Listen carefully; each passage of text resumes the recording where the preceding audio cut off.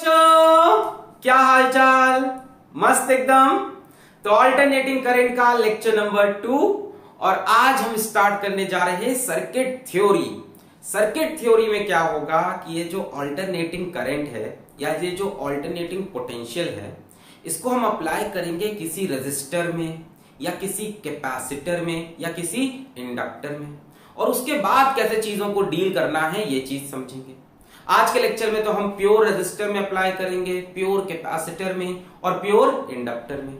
उसके बाद अगले लेक्चर से हम कंबाइन करना स्टार्ट करेंगे, रेजिस्टर इंडक्टर, रेजिस्टर कैपेसिटर, है ना, अलग अलग सर्किट्स देखना स्टार्ट करेंगे, circuit theory.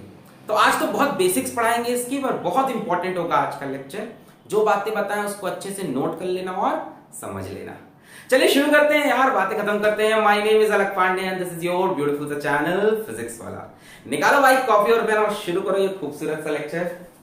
Very good afternoon to all my dear students, या वेरी गुड मॉर्निंग और वेरी गुड इवनिंग और वेरी गुड नाइट, जब भी आप ये वीडियो देख रहे हो।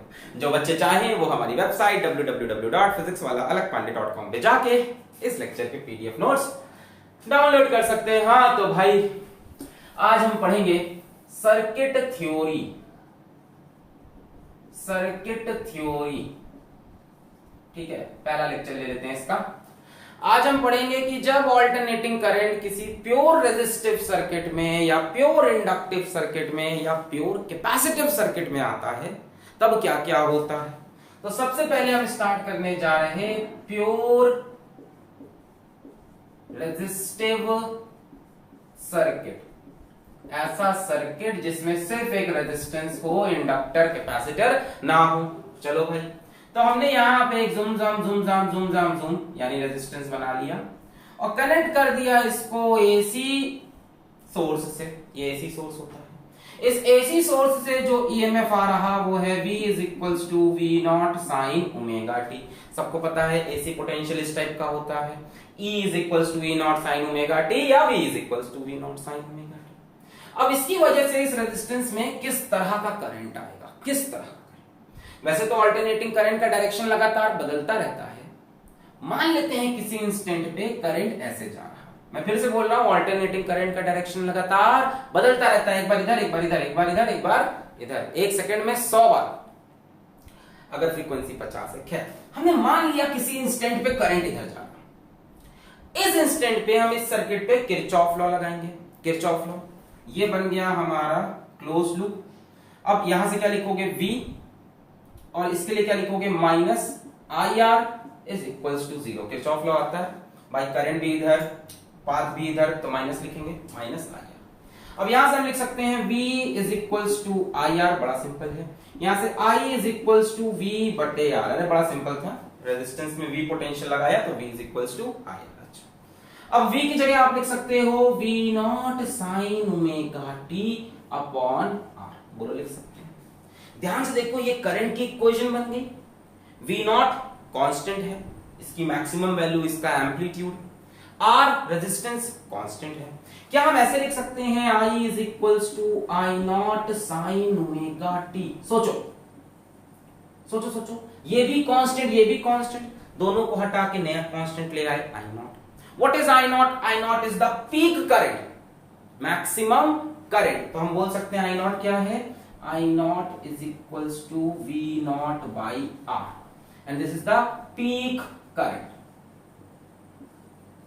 करंट वैरी करता रहेगा, ये उसकी maximum value, and this is peak EMF या पीक पोटेंशियल बोल लो। तो आप ध्यान से देखो, ये करंट भी कैसा है, पोटेंशियल जैसा ही है, साइनसोइडल, साइन का graph. I is equals to I not sine omega T, और यहाँ V is equals to V naught sine omega T. बड़ा सिंपल था, किरचॉफ लॉ लगाया, लूप बंद किया, यहाँ से करंट निकल रहा है, बैटरी ज्यादा समझ लो तो इसको V, करंट भी इधर, पाथ भी इधर, minus I R. Close loop में क्या होता है, 0 होता है, sum of potential. V is equals to I R, I is equals to ये, हमने कहा ये भी कांस्टेंट, ये भी कांस्टेंट, दोनों का हटा के आई नॉट लिख दिया। What is I not, peak current. अब आपको एक चीज आज समझनी है जो कि होगा फेज डिफरेंस। फेज डिफरेंस आज के लेक्चर में समझना है।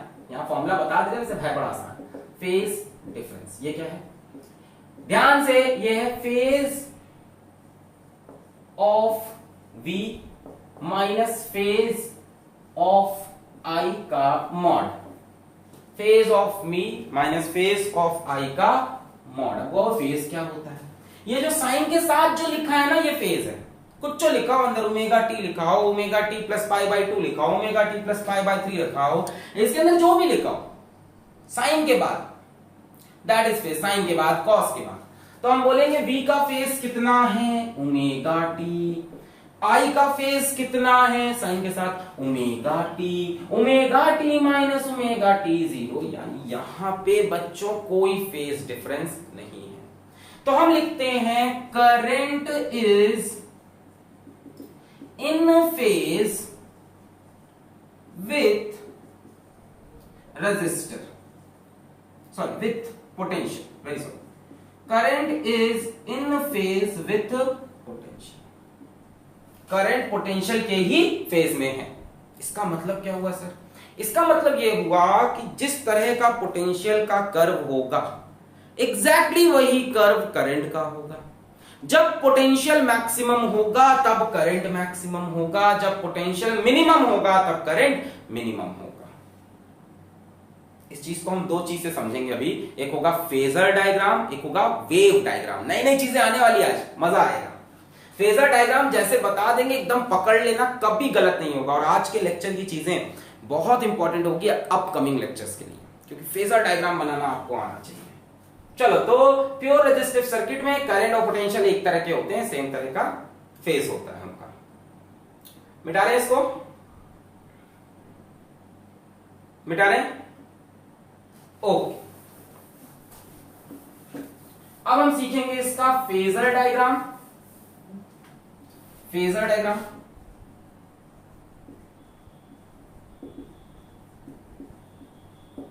इसमें क्या करेंगे आप? इसमें आप यहां पे पहले बनाओ ऐसे, इस एक्सिस को बोल दो टाइम की एक्सिस। अब हम इसमें v प्लॉट करेंगे। क्या प्लॉट करेंगे? v। जरा v की इक्वेशन बताओ। v is equals to v naught sine omega T. मैंने कहा एक काम करते हैं, ऐसे एक एरो बनाते हैं v नॉट, और मान लेते हैं कि यहां से यहां घूम के एंगल बना ओमेगा टी। ये कुछ एंगल है, ये एंगल कितना बना? Omega T. भाई साइन के साथ तो एंगल ही होता है ना कुछ, तो ये ओमेगा टी। अब सुनो सुनो, ध्यान सुनो, ध्यान सुनो। इस एरो का y एक्सिस पे प्रोजेक्शन, इस एरो का y एक्सिस पे प्रोजेक्शन, ये इस एरो का y एक्सिस पे जो शेडो बन रहा है, ये कितना होगा? देखो, इस तरफ लोगे तो v not cos omega T, और इस तरफ लोगे तो v naught sine omega T. भाई इधर क्या होता है? कॉस थीटा, इधर क्या होता है? Sign theta. तो ये प्रोजेक्शन हो जाएगा v naught sine omega T. ऐसे डायग्राम को हम बोलते हैं फेजर डायग्राम। अब देखो इसमें क्या होता है, इसमें जो लेंथ ऑफ एरो होती है, जो एरो बनाई है, लेंथ ऑफ एरो होती है, ये रिप्रेजेंट करती है पीक वैल्यू को। ठीक है, ये पीक वैल्यू की v नॉट की वैल्यू इतनी है, ठीक है ना। और ये जो y एक्सिस पे प्रोजेक्शन है, प्रोजेक्शन ऑन y एक्सिस, ये रिप्रेजेंट करता है आपके किस चीज को? इंस्टेंटेनियस v को, कि v कितना है। ये रिप्रेजेंट करता है v is equals to v naught sine omega T, यानी किसको? इंस्टेंटेनियस वैल्यू को, इंस्टेंटेनियस वैल्यू। अब एक बात बताओ, करंट का एंगल क्या है? करंट का फेज क्या है? I is equals to I not sine. अभी वेव डायग्राम बना के भी समझाएंगे कि ये मतलब क्या हो रहा है। I is equals to I not sine omega T, इसका फेज भी ओमेगा टी है। पर जो करंट की वैल्यू है वो ऐसी होती है, I not is equals to, क्या लिखा था? V not by R. तो वी नॉट से थोड़ी छोटी होगी, रेजिस्टेंस से डिवाइड। तो एक काम करते हैं, बनेगा तो इसी पे करंट भी, क्योंकि एंगल इसका भी ओमेगा टी है, बट वैल्यू थोड़ी छोटी लेगी, एरो की लेंथ थोड़ी छोटी कर दी, ये हो गया आई नॉट। बोलो समझे? थोड़ा सा छोटा है पीक करंट पोटेंशियल से, तो वैल्यू थोड़ी सी छोटी की, बट एंगल वही रखा। अब इसका y एक्सिस पे प्रोजेक्शन, ये क्या हो जाएगा? ये हो जाएगा I not sine omega t, y axis से प्रोजेक्शन। या तो v का देख लो या तो i का देख लो, दोनों की कौन सी वैल्यू है? Instantaneous value. तो वाई एक्सिस का प्रोजेक्शन रिप्रेजेंट करता है इंस्टेंटेनियस वैल्यू को, एरो रिप्रेजेंट करता है पीक वैल्यू को, और ये एंगल ये रिप्रेजेंट करता है फेज को। दोनों सेम फेज में है तो एक साथ बना है। देखो ऐसा बनाते हैं अच्छी किताबों में, बट जब हम सवाल सॉल्व करेंगे तो बार बार इतना हम वहां पे जान नहीं पाएंगे। हम सवाल सॉल्व करते वक्त इसका एक सिंपल सा फेज डायग्राम बनाएंगे, बहुत ही सिंपल। सर दोनों में से करेक्ट कौन है? देखो ज्यादा करेक्ट ही है, बट सवाल सॉल्व करते वक्त हम ऐसे बनाएंगे, ऐसे। ये हो गया वी आर, ये हो गया current, potential in resistor, current, दोनों किसमें है? Same phase.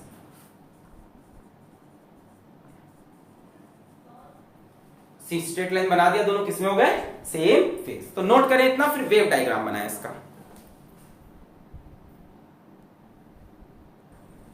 चलिए बना लिया इसको। आइए देखते हैं इसका wave diagram. Wave diagram, phase diagram समझ में आ गया? हाँ, सीधा सीधा लाइन खींच दो अगर साथ में है तो, ऐसे ऐसे हो गया फेज डायग्राम। Phasor diagram. अब देखो जरा इसका वेव डायग्राम। कॉन्सेप्ट स्ट्रॉन्ग करने के लिए बता रहे हैं, आगे सवाल सॉल्व करने में इन सब का कोई मतलब नहीं होगा। वेव डायग्राम क्या बनेगा? ये टाइम, इस पे आओ, वी को प्लॉट करें। वी क्या है? V naught sine omega T. देखो साइन का ग्राफ ऐसे बनता है, सबको पता है, ये बनता है साइन का graph. v is equals to V naught sine omega T. बोलो क्लियर है? अब सही बराबर बना। तो ये हमारा बन गया v का ग्राफ, तो हमने बोल दिया v by v is equals to V naught sine omega T. ये साइन का कर्व होता है। अब आओ i का ग्राफ बना है, भाई i की भी वैल्यू यही है, i not sine omega T, और i इसके साथ इन फेज है, भाई साइन ओमेगा टी एकदम सेम फेज में है। तो यहां से करंट भी स्टार्ट करो। बस एक बात ध्यान देना कि करंट की वैल्यू इससे थोड़ी सी कम होगी। भाई करंट कैसे आ रहा है? I not is equals to V not by R से। तो ग्राफ ऐसा ही बनेगा, इसी के फेज में बनेगा, ऐसे ऐसे ऐसे। अब ध्यान से देखो, जब पोटेंशियल जीरो हो रहा तब करंट भी जीरो हो रहा। ये current graph I not sine. जब पोटेंशियल मैक्सिमम हो रहा, करंट मैक्सिमम।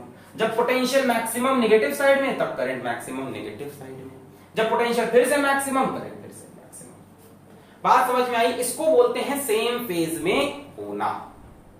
अब फील हो रहा है कि करंट और पोटेंशियल साथ साथ मैक्सिमा, साथ साथ मिनिमा अचीव करेंगे। किसमें? प्योर रेजिस्टिव सर्किट में। नोट कर लो।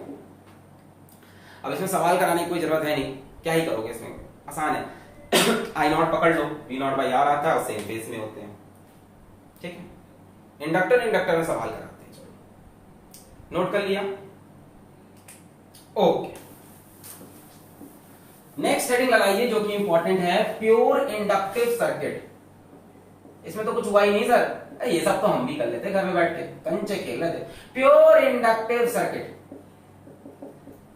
प्योर अब बताते हैं। प्योर इंडक्टर से तो डर ही लगता है सर। प्योर इंडक्टिव सर्किट, तो इंडक्टर कैसे बनता है? ऐसे जुलूम जुलूम जुलूम जुलूम जुलूम जुलूम ऐसे बनता है इंडक्टर। और यहां लगा दिया हमने एसी सोर्स। इंडक्टर की हम लोग एल बोलते हैं ना, सेल्फ इंडक्टेंस एल। कैसे में होती है इसकी वैल्यू? हेनरी में। किसमें? हेनरी में। अच्छा, मान लेते हैं जो पोटेंशियल अप्लाई किया, this is V is equals to V naught sine omega T. अब करंट निकालते हैं कि इन फेज है या इन फेज नहीं है। एक समय के लिए मान लेते हैं कि करंट इस तरफ है, एट सम इंस्टेंट, किसी एक पर्टिकुलर समय पे करंट ऐसे है। अच्छा, आपको पता है इंडक्टर की प्रॉपर्टी क्या होती है? जो भी चेंज हो रहा हो उसको अपोज करो। तो अभी करंट इधर आना चाह रहा, तो ये इसको अपोज करके क्या करेंगे? इस तरफ करंट भेजेंगे, यानी ये कुछ ऐसे बैटरी बन जाते हैं। हाँ सर, ये क्या बता रहे हैं? अरे इंडक्टर याद है, कड़क कड़क कड़क कड़क कड़क कड़क यू एल। इसके पास क्या होता था? ईएमएफ होता था कितना? L D I by D T. पढ़ा ये सब? Faraday's law. इसके पास ईएमएफ होता है कि नहीं? L D I by D T. और ये क्या करता है? ये अपोज करता है जो भी चेंज हो रहा हो। अभी चेंज क्या है कि करंट इस तरफ आ रहा, तो करंट को इस तरफ भेजना चाहेगा, तो यहां पे ये ऐसे ऐसे एक बैटरी नहीं बन जाएगा, जिस बैटरी का ईएमएफ होगा L D I by D T. इसको चलो मान लेते हैं ई। अब कुछ नहीं, किरचॉफ लॉ लगाना है। फिर से यहां लूप क्लोज करो, अप्लाई करो किरचॉफ लॉ। यहां से चलोगे, यहां से तो करंट निकल रहा है मान रहे हैं हम, तो ये प्लस में हो गया V। यहां आए, कहां से कहां गए? प्लस से माइनस, प्लस से माइनस गए यानी पोटेंशियल में फॉल हुआ, हाई से लो, यानी माइनस करना पड़ेगा। V minus E is equals to 0। कई लोग कह रहे हैं ये किरचॉफ लॉ कैसे लगाते हैं, तो आपको YouTube पे टाइप करना है और लिखना है किरचॉफ लॉ फिजिक्स 1। ये किरचॉफ लॉ लगाने का तरीका। लूप हमने क्लोज किया, यहां से देखो करंट आ रहा है तो इसको प्लस V लिया, और यहां पे हम कैसे क्रॉस कर रहे हैं, प्लस से माइनस। जब भी प्लस से माइनस जाते हैं तो माइनस करते हैं ना, बैटरी के केस में ये बैटरी की तरह है, ये इंडक्टर किसकी तरह है, बैटरी की तरह।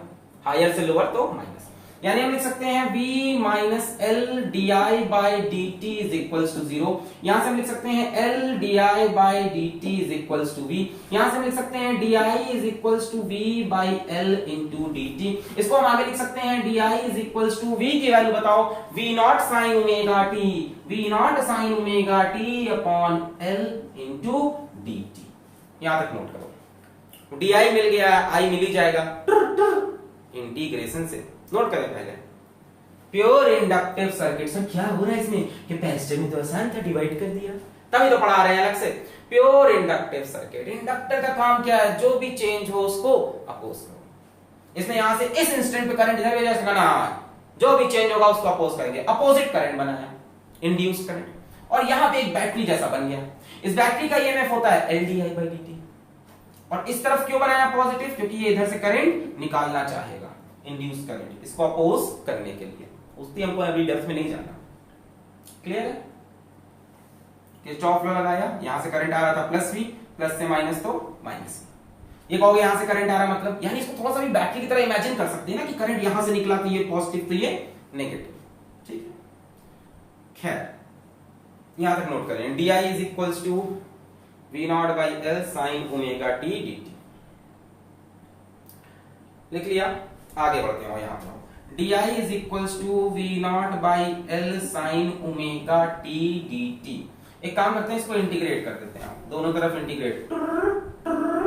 अच्छा, डी आई का इंटीग्रेशन करोगे कितना आ जाएगा, I डी आई जोड़ोगे। V नॉट क्या है, पीक वैल्यू, कांस्टेंट चीज है। L क्या है, सेल्फ इंडक्टेंस की वैल्यू है, coefficient of self inductance, constant बाहर निकालो।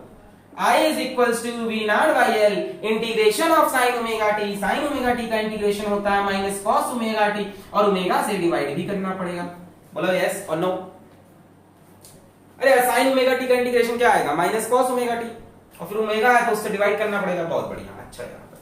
अब बताओ जरा, क्या ये भी कुछ आई नॉट वाई नॉट में बदलेगा क्या, कुछ बनेगा क्या sir. V not by omega L छी माइनस कॉस ओमेगा टी एफ छी सर, क्या हो रहा है ये, वो रजिस्टर वाला सही था। अरे बहुत आसान है, आज का लेक्चर एकदम पकड़ के चलो, अगले 2-3 लेक्चर में मजा आने लगेगा। V नॉट बाई ओमेगा, थोड़ा सा याद करना है, माइनस कॉस ओमेगा टी। अब मैं आपको एक नई चीज दिखाऊंगा, ध्यान से देखो। तो करंट भी थोड़ा बहुत हार्मोनिक, सिंपल हार्मोनिक टाइप का ही दिख रहा है। Sign omega T, cos omega T, ये सब अपनी एसएचएम की इक्वेशन होती है। होती है सर, मैं भी ऐसे बिहेव करूंगा, मुझे पता है एसएचएम क्या होता है। मैंने 11th वाले ही छोड़ दिया, थोड़ा बहुत तो पढ़ाई होगा ना। y is equals to a sin omega T. तो यार देखो, ये भी कुछ कुछ हार्मोनिक इक्वेशन बन गई है यार। इस चीज को मैं आई नॉट लिख दूं तो काम बन जाएगा सर। लिख के बताइए, I is equals to minus I naught cos omega T. Sine में नहीं आया, साइन में नहीं आया, इसके साथ इन फेज नहीं है, ये साइन में नहीं आया। इन फेज होता तो I not sine omega t आ जाता। खैर अभी बात करते हैं कि इसको हटा के आई नॉट लिख दिया क्योंकि अच्छा लग रहा है, क्योंकि अच्छा लग रहा है, और कोई बात ही नहीं थी। हमारा लिखने का तरीका यही होता है ना, I is equals to I not sine omega T cos omega T. अब ये जो आई नॉट है, इसकी वैल्यू कितनी होगी, अब ध्यान से देखना, कुछ नई चीज आने वाली है, ध्यान से। ये जो आई नॉट है, इसकी वैल्यू कितनी है, देख के बताओ, V not by omega L. अच्छा, आई नॉट की वैल्यू क्या V नॉट बाई आर वगैरह होना चाहिए था कुछ। देखो आई नॉट की वैल्यू क्या है, V नॉट बाई ओमेगा है। ये आई नॉट तो V नॉट बाई आर जैसा होना चाहिए, ये आर जैसा ही है बच्चों। It's like resistance. अभी समझने के लिए, रिजेंबल ये रेजिस्टेंस से ही करता है। इसको हम बोलते हैं इंडक्टिव रिएक्टेंस। ओमेगा एल को हम क्या लिखते हैं, इंडक्टिव रिएक्टेंस। ध्यान से, I not is equals to V not by X L. Resistance का इक्विवेलेंट समझ लो इंडक्टर में। सर रेजिस्टेंस का इक्विवेलेंट ये नहीं, ये V not by X L, R की जगह एक्सएल। देखो ध्यान से, V not by omega L cos omega t, लग रहा था I is equals to I not cos omega t जैसा, लिख डाला, इसको इसके इक्वल कर दिया।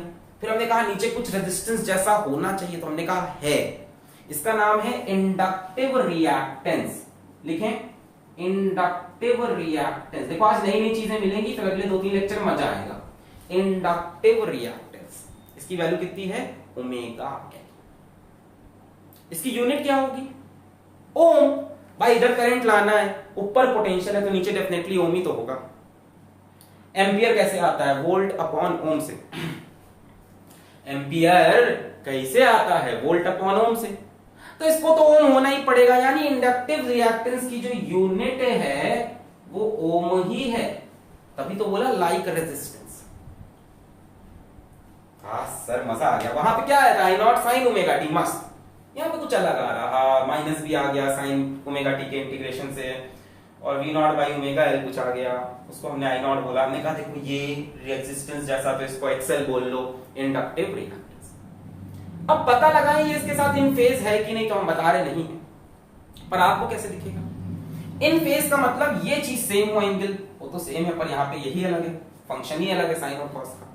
तो एक काम करते हैं, इसको कोशिश करते हैं साइन के फंक्शन में ले जाने की। क्या कोशिश करेंगे, इसको साइन के फंक्शन में ले जाने की।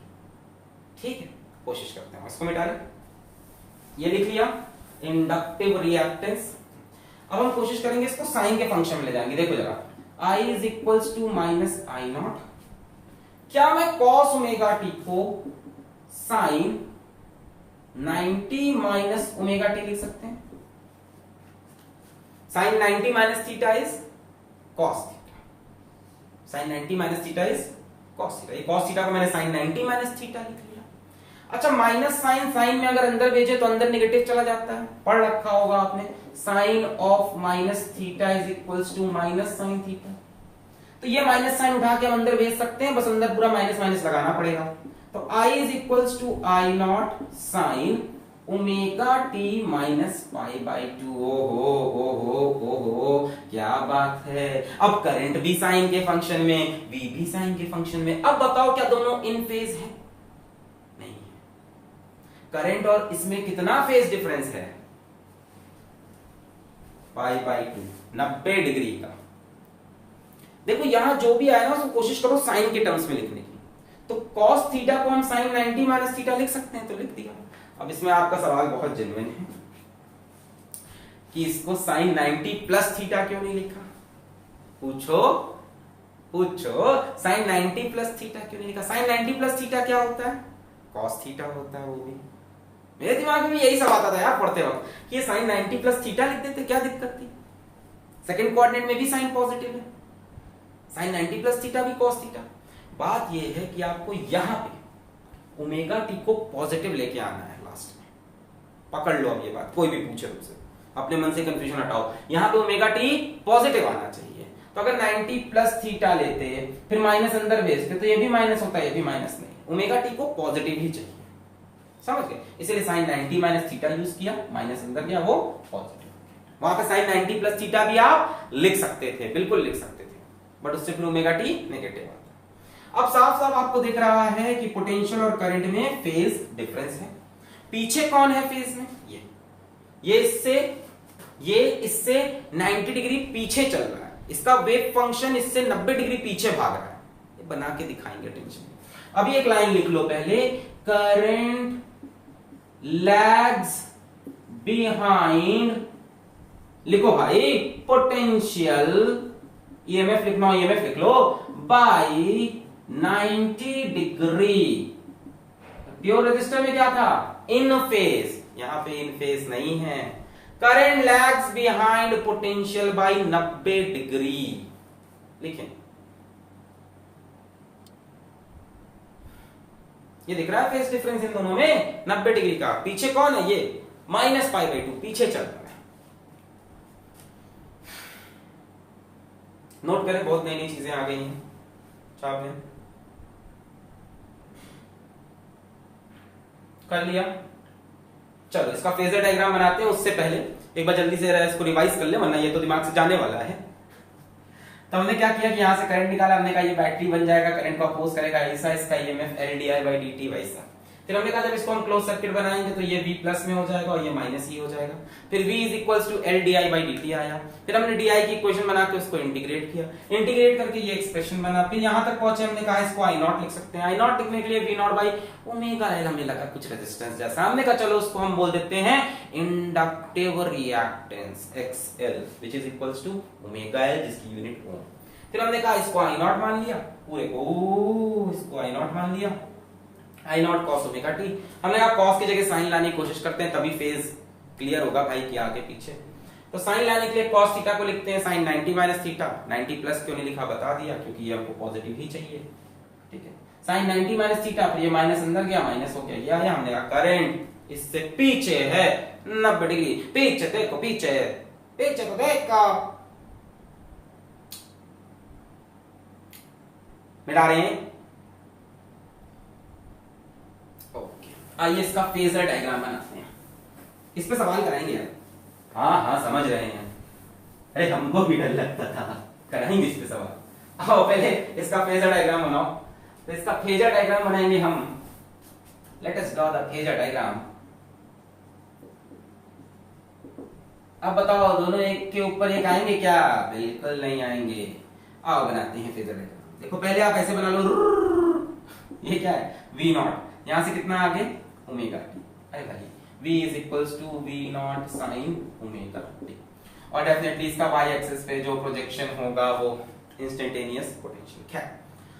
अब करंट कैसे बनेगा, करंट की वैल्यू बताओ। I is equals to I0 sin omega t minus 90 π/2, यानी करंट इससे 90 डिग्री पीछे है, 90 डिग्री पीछे, यानी यहां से पीछे जाओ 90 डिग्री और यहां पे बनाओ। नहीं समझे भाई, आप एंगल इस तरफ पॉजिटिव ले रहे हो, ध्यान से देखो। आपने यहां से ये ओमेगा टी पॉजिटिव लिया कि नहीं, लेना भी चाहिए। एंटी क्लॉकवाइज डायरेक्शन को आपने पॉजिटिव माना और ऐसे ओमेगा टी बनाया। तो हमें ओमेगा टी से कितना पीछे जाना है, ओमेगा टी से 90 डिग्री पीछे। तो ओमेगा टी से घूमते हुए 90 डिग्री पीछे, यहां से 90 डिग्री पीछे आ गए। ये इसका फेजर डायग्राम। इसको सिंपल तरह से एकदम बनाना हो तो ऐसे बना लो, जैसा हम आगे बनाएंगे। आगे हम ऐसा बनाएंगे, देखो ये हो गया VL और ये हो गया करंट I। कितना पीछे है? 90 डिग्री। बात क्लियर है सब? इसको V और कितना पीछे है इससे? 90 डिग्री। बात खत्म। Current lags behind potential by 90 degree है। झूम झाझूम बताने की जरूरत ही नहीं, एक्यूरेट दोनों में से ये ज्यादा है। फेजर डायग्राम इसको बोलते हैं, पर क्वेश्चन सॉल्व करते हम उसको यूज करेंगे। रजिस्टर में याद है क्या हुआ था, जिधर V था उधर I था, पर यहां ऐसा नहीं है। यहां पे I V से 90 डिग्री पीछे। क्लियर है सर? वेव बताते हैं, बता नोट करो।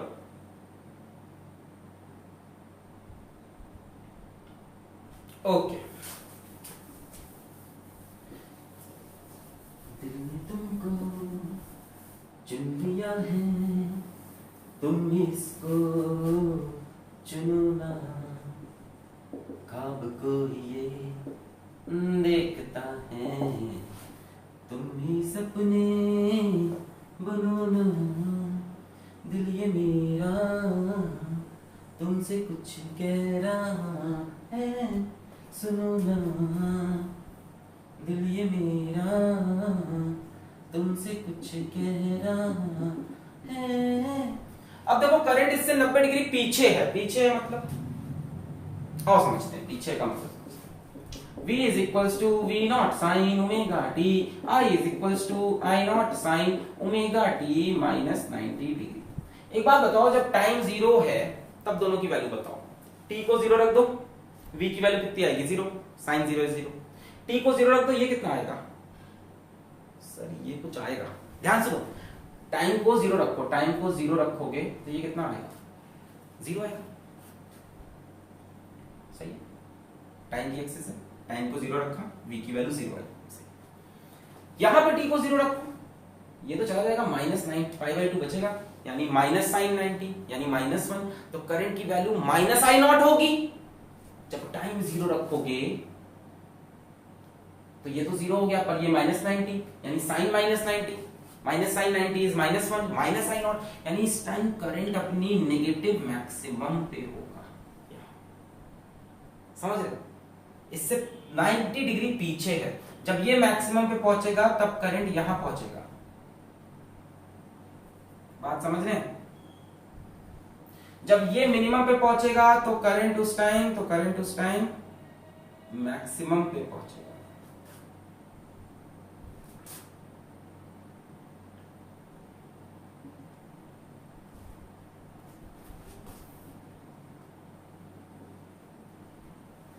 ऐसा ग्राफ बनेगा।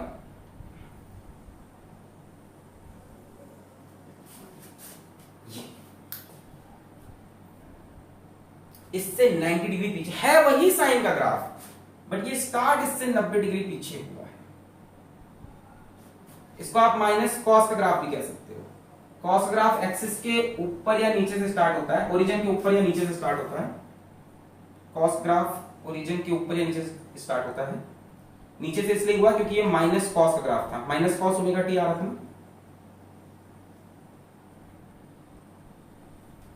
देखो ये बन गया I is equals to I0 sine omega T minus -π/2। और भी वैल्यूज रख के भी कर सकते हो, बिल्कुल मना ही नहीं है, बट हमने बता दिया कि पहली वैल्यू चेक कर लो, ये 0 आ रहा है, टी रखने पे टी रखने पे -I0, उसके बाद साइन का कर्व ये भी है, साइन का कर्व ये भी। तो जहां जहां ये मैक्सिमम वहां वहां करंट मिनिमम, जहां जहां पोटेंशियल मिनिमम वहां वहां करंट मैक्सिमम। ये इसमें इंपॉर्टेंट है। करंट मैक्सिमम तब होगा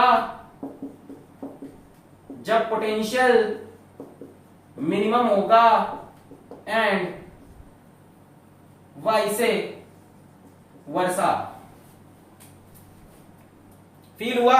हाँ सर अब फील हो गया, बहुत बढ़िया। छाप लें, सवाल करें इस पे, छाप लें इसको। दिल ये मेरा तुमसे कुछ कह रहा है, सुनो ना। दिल ये मेरा तुमसे कुछ कह रहा है, सुनो ना।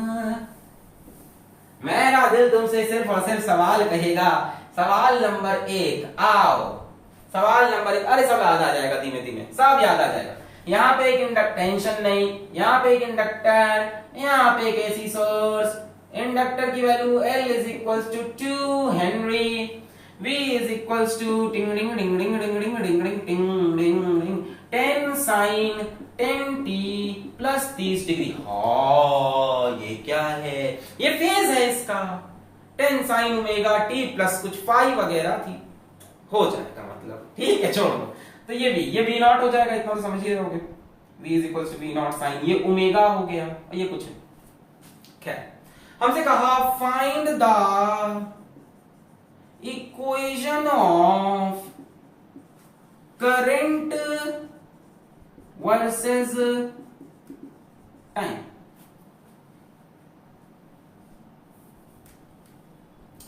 ऑल्सो कैलकुलेट, टाइम पास सवाल, IRMS। प्रीवियस लेक्चर में पढ़ा था I0/√2, वही। तो यार अब थोड़ा दिमाग लगाते हैं। अब ऐसा नहीं कि पूरा डिराइव करेंगे बार बार, ऐसे बेवकूफ थोड़ी ना है। अब यार हमने देखा इंडक्टर है तो करंट लैग करेगा 90 डिग्री, यानी करंट का फेज इसके फेज से 90 डिग्री पीछे है। तो अगर हम करंट की इक्वेशन लिखना चाहें तो हम लिखेंगे I इज इक्वल्स टू कुछ I0 साइन, इसका फेज पूरा उठा के चिपकाओ, 10t प्लस 30 माइनस 90। सर यहाँ पे ओमेगा टी माइनस π/2 क्यों नहीं हुआ? वहां पे v की वैल्यू में सिर्फ ओमेगा टी था, यहाँ v का फेज पूरा ये है। करंट v के फेज से 90 डिग्री पीछे होगा, ओमेगा टी माइनस π/2 हो ये जरूरी नहीं है। कॉन्सेप्ट ये है कि करंट इसके फेज से 90 डिग्री पीछे रहेगा, इसका जो भी फेज जो भी एंगल उससे 90 डिग्री पीछे। किसमें? इंडक्टर में। और रेजिस्टर होता तो करंट की यही इक्वेशन बनती। 10t प्लस 30, आई नॉट की वैल्यू निकाल लेते हैं। अब आई नॉट कैसे निकालोगे, आई नॉट कैसे निकालोगे, I not is equals to V not by X L. V not की वैल्यू दिख रही है, मैक्सिमम वैल्यू 10, वी की पीक वैल्यू 10 है। एक्सएल क्या होता है, एक्सएल होता है ओमेगा एल। ओमेगा कहां पे है, ये रहा, देखो v की इक्वेशन ऐसी है, लिखिए ये v इज इक्वल्स टू, यहां लिख के दिखाता हूं, v की इक्वेशन ऐसे लिखिए, v is equals to V naught sine omega T plus five, ऐसा कुछ लिखा हुआ है। तो ये वी नॉट हो गया, ये 10 क्या बन गया, ओमेगा। तो 10 इंटू एल, एल कितना है 2, तो 20 यानी 10/20 यानी 0.5, ये मैक्सिमम करंट हो गया। तो I is equals to 0.5 sine 10t minus 60 degree, देखो इससे 90 डिग्री पीछे, खत्म, बन गया equation of current versus time. Also calculate IRMS, sir यार ये तो हलवा है। IRMS क्या होता है, I not by root two, I not की वैल्यू कितनी है 0.5/√2। नोट करें, नोट करें, और एक चीज समझ लो, ये लिखना सही है, पर अगर आप ये लिख देते हो तो ये गलत हो जाएगा। Current is equals to potential upon inductive reactance, गलत है। क्यों गलत है, क्योंकि करंट और इसका फेज सेम नहीं है यार। ऐसा लिखते ना तो आप लिखते 10 sine 10t plus 30 v, I is equals to, ये लिखते, उसको डिवाइड कर देते आप 20 से, एक्सएल की वैल्यू से, तो आंसर आता 0.5 साइन 10t प्लस 30, जो कि गलत होता। अगर यहां से आप I निकालोगे तो गलत आएगा भाई, ये इक्वेशन वैलिड नहीं है एसी में। पीक वैल्यू निकाल सकते हो ऐसे, बट करंट की इंस्टेंटेनियस वैल्यू लिखने के लिए आपको कॉन्सेप्ट पता होना चाहिए कि इंडक्टर में करंट 90 डिग्री पीछे चल रहा है। ये लगाओगे तो लिखोगे I इज इक्वल्स टू ये वैल्यू डिवाइडेड बाई 20, तो आंसर आप दे दोगे 10 डिवाइड बाई 20 यानी 0.5 साइन 10t प्लस 30, जो कि गलत होगा। ये लिखना गलत है, वो लिखना सही है पीक वैल्यू के लिए। नोट करें, पीक के लिए लिखो, आरएमएस के लिए लिखो, आरएमएस के लिए भी लिख सकते हो। अरे यार इधर भी √2 से डिवाइड कर दो, इधर भी √2 से डिवाइड कर दो, √2 से डिवाइड √2 से डिवाइड, क्या बन जाएगा, IRMS, वो बन जाएगा VRMS, वो सही है। बट इंस्टेंटेनियस के लिए नहीं लिख सकते आप। I at any time t is equals to V at any time t upon XL नहीं लिख सकते। इससे जो करंट की इक्वेशन बन रही है वो यही इक्वेशन, यही फेज लेके आ जाएगी। समझ गए होंगे अब तक, मिटा लें इसको, ओके। एक्सेल निकालना आ गया, ओमेगा एल, ठीक है। एक ग्राफ छोटा सा देख लो, इतना इंपॉर्टेंट नहीं है बट मान लो पूछ ले, एक्सेल वर्सेस फ्रीक्वेंसी। फ्रीक्वेंसी होता है ना कितने नंबर ऑफ साइकिल पर सेकंड एसी बना रहा है, वही एक्सेल वर्सेस फ्रीक्वेंसी। देखो एक्सेल की वैल्यू कितनी है, ओमेगा है। क्या आपको ये पता है कि ओमेगा को हम 2 पाई एफ लिखते हैं, where F is the frequency. अगर एग्जाम में लिख के आए कि किसी एसी करंट की फ्रीक्वेंसी 50 हर्ट्ज है, 50 ही लिखता है भारत के सवालों में, भारत में फ्रीक्वेंसी एसी की 50 है, घर में जो करंट आ रहा है वो 1 सेकंड में 50 साइकिल चलता है, 1 सेकंड में 50 साइकिल। तो मान लो देता है फ्रीक्वेंसी 50 हर्ट्ज है, तो क्वेश्चन कैसे बढ़ाओगे, ओमेगा निकाल के यहाँ 50 रख के जो भी है मल्टीप्लाई कर दोगे, ठीक है। खैर एनीवेज, तो एक्सेल की वैल्यू क्या लिख सकते हैं हम, 2 पाई एफ एल लिख सकते हैं। XL is equals to omega की जगह 2 पाई एफ। अब यहां से एक्सेल और फ्रीक्वेंसी ग्राफ देखो डायरेक्टली प्रोपोर्शनल का बने, एक्सेल वर्सेस ओमेगा भी ऐसे ही बनेगा, डायरेक्टली प्रोपोर्शनल। बोलो सही है, ओमेगा की जगह 2 पाई एफ एल लिखो तो भी डायरेक्टली प्रोपोर्शनल है। क्लियर है। तो जैसे जैसे फ्रीक्वेंसी बढ़ती जाएगी वैसे वैसे इंडक्टिव रिएक्टेंस की वैल्यू बढ़ती जाएगी। अच्छा मान लो हमारे पास कोई कांस्टेंट करंट हो, अच्छा, ये सब बातें हम लोग पहले क्यों नहीं किया, आज से आज तक ये सारी बातें समझा रहे हैं। कोई कांस्टेंट करंट हो, जैसे हमने जितने भी बैटरी वाले सवाल किए सब में हमने कांस्टेंट करंट यूज किया था ना। बैटरी वाले जितने भी सवाल किए करंट इलेक्ट्रिसिटी में, इन करंट इलेक्ट्रिसिटी, क्या हमने कोई वेरिएबल करंट लिया था उधर? Constant current. अगर कोई कांस्टेंट करंट है बच्चों तो उसकी फ्रीक्वेंसी कितनी हो जाएगी? 0। अरे DC current, DC current, DC ले लो, चलो कांस्टेंट रखते हैं, डीसी करंट। सर डीसी तो वेरिएबल होता है, वेरिएबल होता है पर फ्रीक्वेंसी तो 0 होती है ना, क्रॉस तो करेगा नहीं। तो अगर आपके पास कोई कांस्टेंट करंट है, कोई डीसी करंट है, तो वहां पे फ्रीक्वेंसी कितनी आती थी? 0 आती थी। हम ये बता रहे करंट इलेक्ट्रिसिटी जब आपने पढ़ा तो ये चीज क्यों नहीं पढ़ी, सिंपल भाषा में। तो जब आप करंट इलेक्ट्रिसिटी पढ़ रहे थे तो वहां पे करंट की फ्रीक्वेंसी 0 थी। जब करंट की फ्रीक्वेंसी 0 होगी बच्चों तो उस केस में एक्सेल भी कितना होगा? 0। तो वहां कोई इंडक्टिव रिएक्टेंस जैसी चीज बन ही नहीं रही थी, इसीलिए वहां पे इसको नहीं पढ़ा। जब बैटरी लगा दोगे सर्किट में तो इंडक्टिव रिएक्टेंस का कोई एग्जिस्टेंस नहीं होगा, क्योंकि हमारे सिलेबस में बैटरी कांस्टेंट करंट देती है जिसकी फ्रीक्वेंसी 0 होती है। तो बैटरी वाले सवालों में इंडक्टिव रिएक्टेंस का कोई लेना देना नहीं है जब तक वो एसी का सिंबल ना बना हो। छाप लिया? अब इसी में देखो एक हलवा से सवाल दे दो। क्या सवाल क्या है? 2 रुपीज क्वेश्चन। अरे पूछ लेता है, सवाल के बीच में कहीं आ जाएगा। ऐसे मान लो आपसे कह दिया find inductive reactance of an inductor L is equals to 2 Henry connected to an AC of frequency 50 Hz। बताओ क्या पूछा है? Inductive reactance XL is equals to omega. Omega की वैल्यू 2 पाई FL। 2 पाई फ्रीक्वेंसी की दे रखी है 50, L की वैल्यू कितनी है? 2। खत्म। कितना हो गया? 200 पाई। यूनिट क्या होगी? ओम। देखा सवाल ऐसी बस बता रहे थे आपको कैसे निकालना है एक्सेल, फ्रीक्वेंसी दी हो तो 200 पाई ओम। समझ में आ रहा है? नोट करें। बहुत। तो ये समझ गए कि यहां पे करंट पीछे चल रहा है, I0 वगैरह निकालना पड़ेगा और तब सवाल बनाना पड़ेगा। हम आते हैं अपने तीसरे सर्किट एलिमेंट पे जो कि है प्योर कैपेसिटिव सर्किट। आज कॉम्बिनेशन नहीं ले रहे, अगले लेक्चर में कॉम्बिनेशन होगा। प्योर कैपेसिटिव सर्किट देखो जरा, ये हमने एक कैपेसिटर ले लिया, ये एक एसी अप्लाई किया, V is equals to V naught sine omega T, इसका कैपेसिटेंस मान लो C। अब इसमें कैसे लिखें किरचॉफ लॉ वगैरह? देखो थोड़ी देर के लिए मान लेते हैं कि ये पॉजिटिव से कनेक्टेड है और ये नेगेटिव। लगातार वैसे टर्मिनल चेंज होता रहेगा क्योंकि एसी करंट है। थोड़ी देर के लिए एक पर्टिकुलर इंस्टेंट पे मान लिया कि करंट ऐसे जा रहा है और ये इंस्टेंट बना हुआ है, ठीक है। इस इंस्टेंट पे किरचॉफ लॉ लगाते हैं,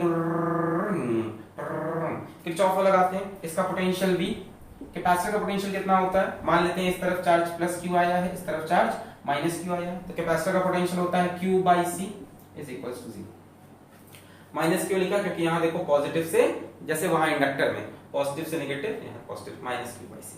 तो यहाँ से आप लिख सकते हो V is equals to Q by C, Q is equals to CV। अगर आपको कुछ भी नहीं समझ में आया तो ये तो आता ही होगा आपको, यहाँ साइड में लिख लेते हैं।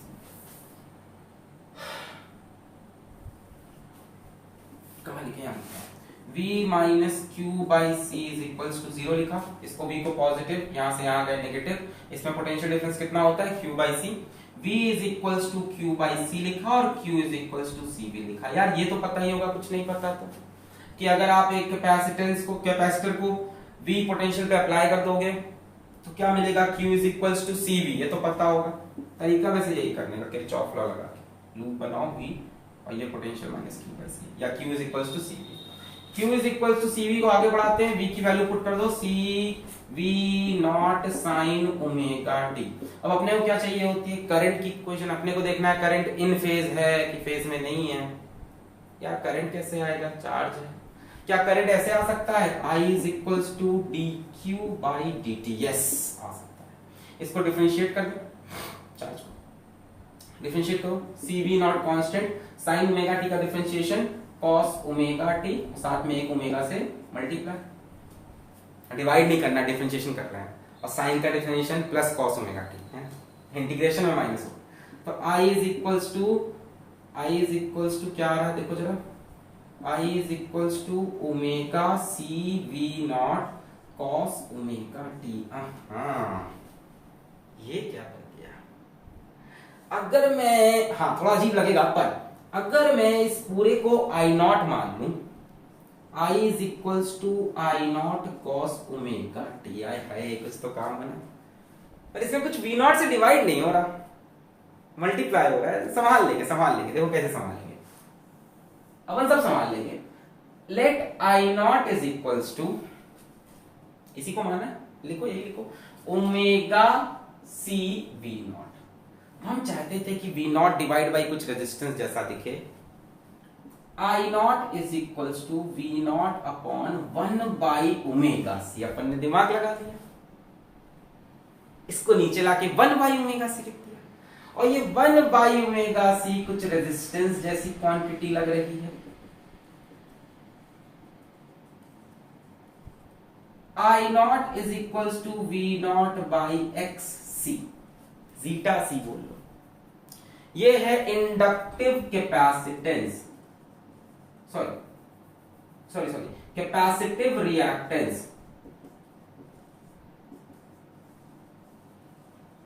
देखो रिएक्टेंस बोलते हैं, गलती से निकला एकदम मुंह से रट के नहीं बोलना, देखो रिएक्टेंस बोलते हैं जब आपके पास सिंपल एक एलिमेंट हो, जैसे मान लो इंडक्टर हुआ या कैपेसिटर हुआ, जब दो आएंगे या तीन एलिमेंट आएंगे तब हम इंपिडेंस वर्ड यूज करेंगे, सब रेजिस्टेंस जैसी चीजें हैं, देखो सिर्फ रेजिस्टेंस है तो रेजिस्टेंस बोल दिया, इंडक्टर आया तो क्या बोला हमने, इंडक्टिव रिएक्टेंस, कैपेसिटर आया तो कैपेसिटिव रिएक्टेंस, और अभी दो तीन आएंगे तब इंपिडेंस बोल देंगे। एनीवेज इसकी यूनिट क्या होगी, वही ओम की होगी भाई, ध्यान देखो, इधर एम्पियर इधर वोल्ट, तो नीचे डेफिनेटली क्या आना चाहिए, ओम, तभी तो आएगा ना एम्पियर।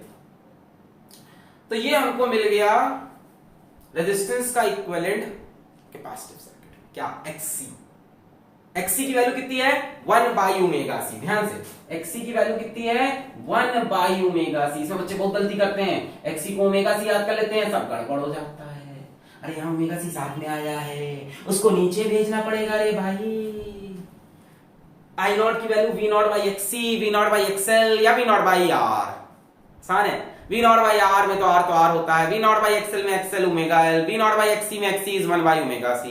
अब आते हैं फेज वगैरह वाली बात पे, तो हमने कहा ये I is equals to I not cos omega T, तो समझ में आता है, इसको साइन में कन्वर्ट करते हैं, तो कॉस थीटा को हम क्या लिख सकते हैं, कॉस थीटा को हम दो चीज लिख सकते हैं, कॉस थीटा में दो तरह से मिल सकता है, साइन 90 माइनस थीटा से भी मिल सकता है, और साइन 90 प्लस थीटा से भी मिल सकता है, कौन सा बेटर होगा, थीटा क्या है ओमेगा टी, यानी कॉस ओमेगा टी, सुन लो साइन 90 माइनस ओमेगा टी से भी आ सकता है, साइन 90 प्लस ओमेगा टी से भी, कौन सा ले, यहां तो बाहर भी माइनस नहीं है, ओमेगा टी तो पॉजिटिव चाहिए ना, तो ये वाला लेना चाहिए ना इस बार, तो इस बार हमने लिखा I is equals to I not sine omega T plus 90 degree, बोला ऐसे लिख सकते हैं, या पाई बाई 2 लिखते हैं, sine 90 plus theta is cos, 90 minus क्यों नहीं लिखा, ये वाला लिखते तो ओमेगा टी नेगेटिव में होता, ये नहीं करना।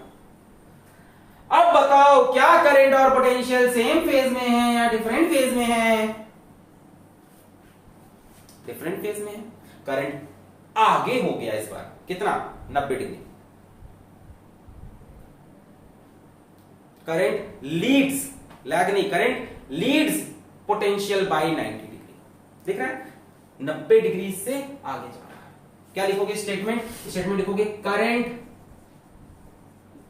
Leeds potential by 90 degree,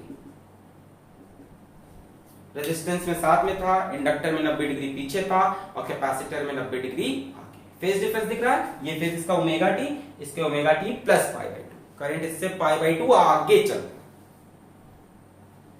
note करें सारी चीजें। आइए फिर इसका फेजर डायग्राम वगैरह बनाते हैं। नोट करें,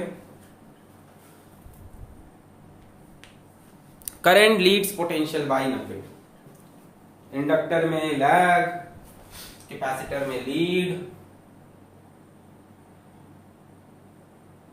छाप लिया,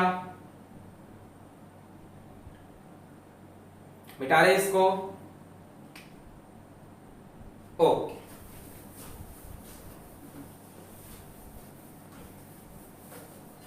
आई नॉट की वैल्यू किससे आ रही है?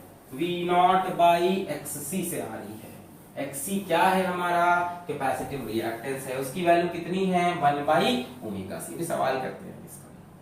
आइए पहले हम बनाते हैं फेजर डायग्राम।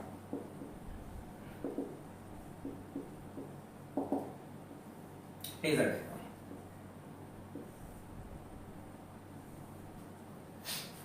ये हमने बनाया V नॉट, यहां से कितना आगे? Omega T. हमने क्या लिया? हमने लिया V is equals to V naught sine omega T. और भी कुछ ले सकते थे, यहाँ कॉस ओमेगा टी भी ले सकते हैं। ऐसी बातें समझ लो। फिर करंट को भी कॉस में चेंज करने की कोशिश करना। और करंट क्या आ रहा है? I not sine omega T plus π/2। यानी करंट इससे 90 डिग्री आगे है, तो पहले ओमेगा टी एंगल चलो, फिर 90 डिग्री और चलो। ये रहा, बोलो समझे? करंट के लिए देखो, V के लिए कितना चलना था? सिर्फ ओमेगा टी, काम खत्म। करंट लिए ओमेगा टी भी चलो, फिर 90 और चलो। ओमेगा टी भी, फिर 90 और चलो। Current Leeds potential by 90 degree. Current Leeds potential या EMF बाय 90 डिग्री। इसका सिंपलर अगर बनाएं हम तो, इसको बहुत सिंपल में है, तो सिंपल बनाने में हम क्या बनाएंगे?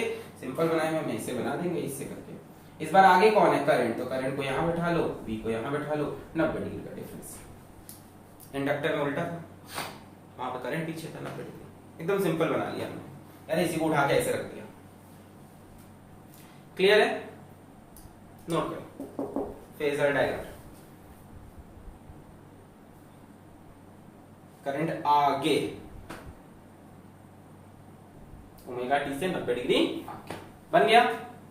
बढ़िया। आइए वेव डायग्राम भी देखना है इसका, आओ दिखा देते हैं। चाहो तो आप खुद से बना सकते हो वेव डायग्राम।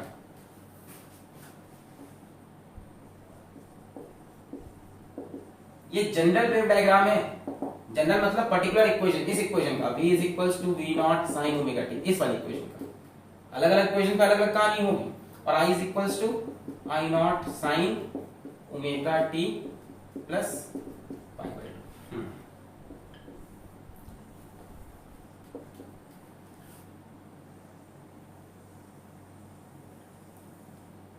ये ग्राफ बन गया मान लो V का। अभी को बताओ, जब टाइम 0 रखोगे तो V कितना आएगा? 0। सही। जब टाइम 0 रखोगे तो I कितना आएगा? बोलो। जब टाइम 0 रखोगे 0 हो जाएगा। साइन 90 की वैल्यू 1, तो करंट आएगा I नॉट। यानी जब ये 0 है V, तब करंट पॉजिटिव में अपने मैक्सिमम पे है। टाइम 0 रखो, ये 0, साइन 90 इज 1, तो करंट कितना आया? I not. यानी जब ये मैक्सिमम तब करंट फिर 0, जब ये यहाँ पे 0 हुआ तब करंट नेगेटिव में मैक्सिमम।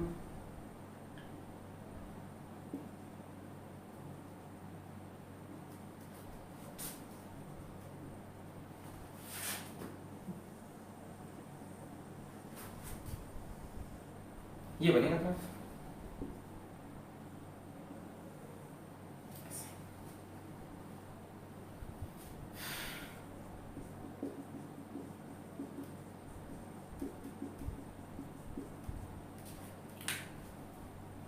जब पोटेंशियल 0 है, करंट ऑलरेडी मैक्सिमम वैल्यू पे बैठा है ना। ये प्लस कॉस थीटा का ग्राफ है।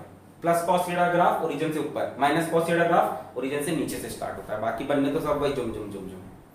क्लियर हुई बात? यानी यहां पे भी वो कहानी तो यहां पे भी है क्या, कि जब करंट मैक्सिमम है तब पोटेंशियल मिनिमम है। ये इंडक्टर में भी है और ये कैपेसिटर में भी है। क्लियर है? मिटा दें? ओके, आइए इसके सवाल करते हैं प्योर कैपेसिटिव सर्किट के। क्वेश्चन नंबर 1 सब आ जाएगा। यहां हमने एक कैपेसिटर लिया सी, इसको रिवाइज कर लेना बस एक बार। यहां पे हमने ये लगाया, let this be V is equals to 10 sin 10t। Capacitor ले लेते हैं 2 microfarad. Find equation of current versus time. Calculate I average for full cycle, half cycle. ये सब आप पिछले लेक्चर में पढ़ चुके हो, फिर भी हम दे रहे हैं। ठीक है, और क्या निकालोगे? एक्सी तो निकालना ही पड़ेगा। चलो शुरू किया जाए और शुरू। करंट की इक्वेशन लिखेंगे, क्या लिखोगे? I is equals to I naught, करो अच्छा ट्राई करो पॉज करके। इसको किससे कंपेयर कर लेना? इसको इससे, V is equals to V naught sine omega t से। देखो ओमेगा की वैल्यू हो गई ये V नॉट की वैल्यू। कई बार सीधा फ्रीक्वेंसी दे देगा सवाल में, तो फ्रीक्वेंसी से ओमेगा बना लोगे ना 2 पाई f करके। किया जाए? चलो हम करने जा रहे हैं 1 2 3 4।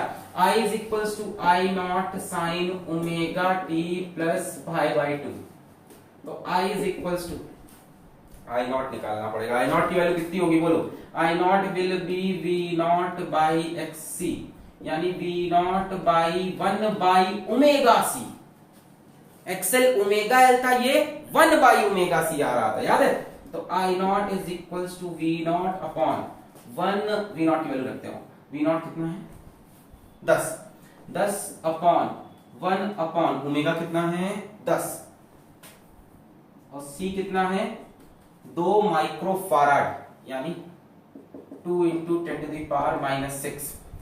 2 into 10 to the power minus 6। यहां से आई नॉट कितना आएगा बोलो जरा?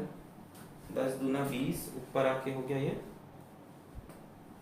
200। 200 इंटू 10 की पावर माइनस 20, ऊपर आके हो गया 200 इंटू 10 की power minus 6। 2 into 10 to the power minus 4 ampere. This is peak current. यहां डाल दो 2 into 10 to the power minus 4 sine omega की वैल्यू कितनी है? 10t plus pi. आगे करंट की इक्वेशन। और क्या पूछा है? I average for full cycle. ये आपने पिछले लेक्चर में पढ़ा था। फुल साइकिल का आई एवरेज कितना आएगा? 0। अगर ये साइन का ग्राफ है, कॉस का ग्राफ है, तो फुल साइकिल का एवरेज 0। और हाफ साइकिल का कितना होता था average current? 2 I not by पाई। ये सब पिछले क्लास में हमने आपको पढ़ाया था। 2 I not by pi, half cycle का आई नॉट की value 2 into 10 to the power minus 4 upon pi. Clear है? एक और सवाल करेंगे इसका। अच्छा, इसमें भी ये चीज याद रखना, ये नहीं लिखना I at t time is equals to V at t time divided by xc। ये गलत हो जाएगा। क्यों? समझ रहे हो ना प्रॉब्लम क्या है? करंट इसके साथ फेज में नहीं है। इक्वेशन खुद से लिखनी पड़ेगी 90 डिग्री पीछे करके। मिटा रहे? ओके, आज का लेक्चर बहुत बढ़िया से पढ़ के रिवाइज करके बैठना, तभी नेक्स्ट लेक्चर में बहुत मजा आएगा। नेक्स्ट लेक्चर में कॉम्बिनेशन होगा ना इनका, तो बहुत मजा आएगा। चलो एक सवाल और कर लो, फिर लेक्चर बंद करते हैं आज का। यहाँ एक कैपेसिटर लगा है C is equal to 5 microfarad का, और यहाँ पे एक AC सोर्स लगा दिया जिसका पोटेंशियल नहीं दिया। हमसे बोला किसी इंस्टेंट ऑफ टाइम पे जो करंट है वो है I is equal to 5 sine 50t plus 30 degree. Current दे दिया आपको, किसी इंस्टेंट पे करंट दिया है I, यहाँ पे करंट दिया है at some time I, which is equals to 50 sine 5 sine 50t plus 30 degree. हाँ चलो सही। फाइंड भी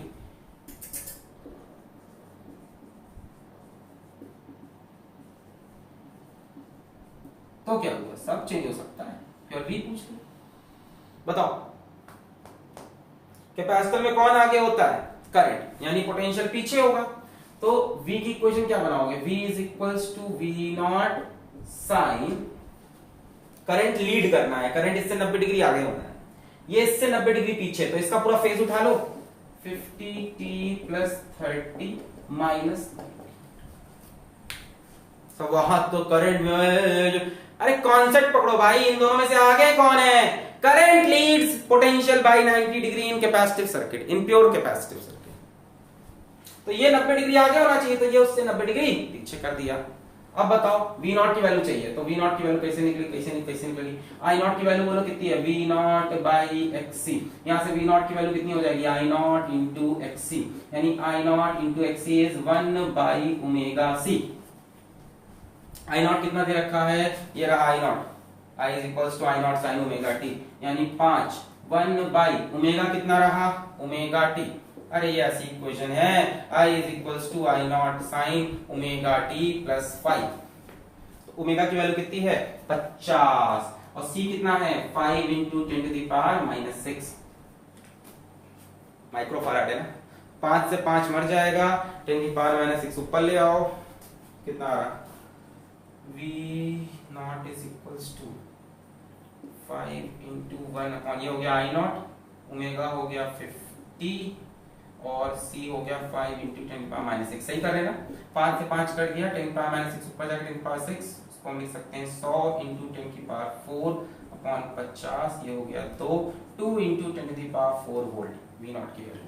सो V is equals to 2 into 10 to the power 4 sine 50t minus 60 degree. ये हो गई equation of V versus time. Clear है आज के लेक्चर में तीनों चीजें? क्या क्या चीजें हमने आपको आज बताई कि रेजिस्टर के केस में करंट और पोटेंशियल सेम फेज में, इंडक्टर के केस में करंट लैग्स बिहाइंड पोटेंशियल कितना? 90 डिग्री। अब जो भी पोटेंशियल दे रखा है उसके फेज को 90 डिग्री पीछे लिख दो करंट के लिए। और कैपेसिटर के केस में current Leeds potential by 90 degree, potential का जो भी फेज दे रखा है उस पर 90 डिग्री जोड़ दो। लिख दें एक बार इसको। सर्किट थ्योरी का फर्स्ट लेक्चर खत्म होता है। अगले लेक्चर में आप कॉम्बिनेशन देखोगे, आरएल सर्किट, आरसी सर्किट और एलसी सर्किट। वैसे प्योर एलसी बना नहीं सकते पर हम देखेंगे उसको। तो आज हमने क्या क्या देखा? प्योर रेजिस्टिव देखा, और क्या देखा? प्योर इंडक्टिव देखा, और क्या देखा? प्योर कैपेसिटिव देखा। ठीक है, अगला लेक्चर यहीं से स्टार्ट करेंगे। प्योर रेजिस्टिव में हमने क्या देखा?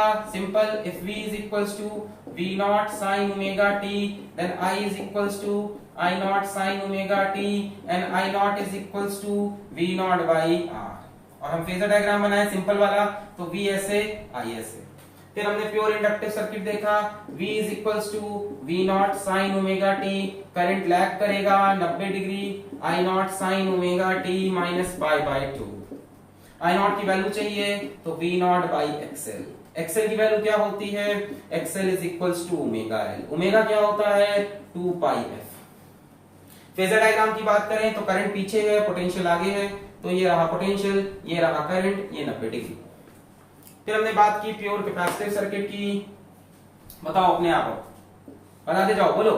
V is equals to V naught sin omega t, I is equals to I naught sin omega t plus 90 degree. Current lead करता है, I naught की वैल्यू क्या होगी? V naught by XC। XC की वैल्यू क्या होगी? 1 by omega C। Phasor diagram बनाए तो करंट लीड कर रहा है, तो आगे करंट, पीछे पोटेंशियल, कितना? 90 डिग्री। तेज तो नहीं लगा? समझ में आया? बहुत बढ़िया। तो ये समरी थी, और इसी समरी से हम अगला लेक्चर अपना स्टार्ट करेंगे। फेजर डायग्राम बढ़िया से देख लेना, और ये छोटे छोटे कॉन्सेप्ट आज पढ़ लेना। तो यहीं पे इस लेक्चर को हम करते हैं समाप्त। एक ग्राफ छूट गया मेरे से, छोटा सा प्यारा सा, XC versus frequency. XC versus frequency, छोटी सी बात, जैसे हमने XL वर्सेस फ्रीक्वेंसी लिया था, तो XC वर्सेस फ्रीक्वेंसी और यहीं बना देते हैं की फर्क पैदा बाई ओमेगा को आप क्या लिख सकते हो? 1 बाई 2 पाई FC। तो XC वर्सेस फ्रीक्वेंसी का ग्राफ कहां बनाओ? XC वर्सेस फ्रीक्वेंसी ग्राफ ये बनाते हैं। XL is equals to omega L, XC is equals to 1 by omega C, omega is 2 pi F into C। तो एक्सी वर्सेस एफ का graph X C versus F का graph ऐसा बनेगा। देखो inversely proportional दिख रहा है, जैसे जैसे फ्रीक्वेंसी बढ़ेगी एक्सी घटता जाएगा। एक्सी वर्सेस ओमेगा ग्राफ भी यही बनेगा, इसको नोट कर लो। जब फ्रीक्वेंसी 0 होगी तो एक्सी इनफाइनाइट हो जाएगा, जब फ्रीक्वेंसी 0 रख दोगे डीसी केस में तो एक्सी इनफाइनाइट। नोट कर लो एक छोटी सी चीज शॉर्टली, एक्सएल डायरेक्टली प्रोपोर्शनल था और ये इनवर्सली प्रोपोर्शनल फ्रीक्वेंसी से। हाँ तुम्हें क्या बोला था, ऐसा ग्राफ बना के छोड़ देते हैं। X L is equals to omega L, omega is 2 pi F L, और मैंने कहा था कि फेजर डायग्राम, हाँ करंट लीड्स, तो ये रहा करंट, ये पोटेंशियल नंबर। तो यहीं पे इस लेक्चर को समाप्त करते हैं। इसको अच्छे से रिवाइज कर लेना कि कौन किस में लीड करता है, किस में लैग करता है, एक्सेल क्या एक्सी क्या, यही बातें थी। अब आसान लग रहा होगा। नेक्स्ट लेक्चर में इनको कंबाइन करेंगे और तब देखो क्या मजा आएगा। तो पढ़ाई करते रहें। All the very best.